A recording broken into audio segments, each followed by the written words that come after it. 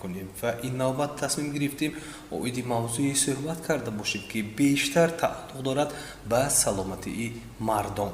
بیشتر نفر میخواهند سخن درباره این نموده بیماری کنند، لکن شاید کمی هم شرم کرده باشند. اندرولوژیا خصوصا برای مردها، یعنی راههایی که تناسل مردانه میگیم، آموزش میکند، تشخیص میکند و طبابت میکند. چگونه علامت‌هایی دارد تا اونی که دانند و حتما نزد طبیب اندرولوگ بروند تا اونی که دیر نکنند.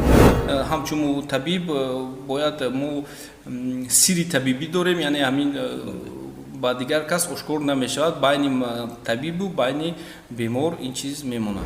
در معلوماتی آمده است که بیشتر فائز بالاتری گویا بی‌نسلی رو به مردم تکیه میدهند. آیا این هم راست است؟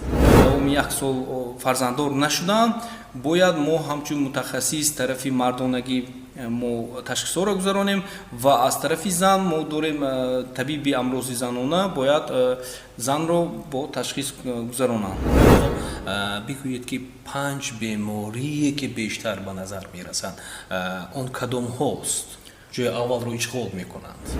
پروستاتا میگن، بیماری التهاب مزمن غدود پیشجوی، التهاب شدید غدود پیشجوی و راههای پیشابرو.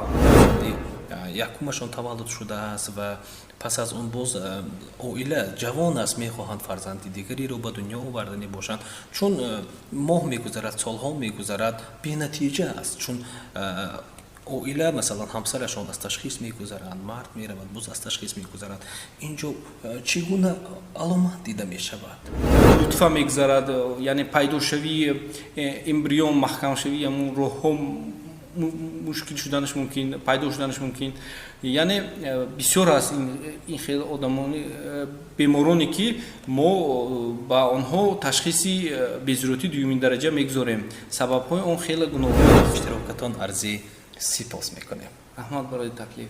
خب بینندگان عزیز و ارجمند، اینجا ما رسیدیم به فرجام برنامه. با امید صحتی و سالمی تا برنامه های دیگر با هر یک شما خداحافظی میکنیم. تن صحت و سالم بمانید. خیر.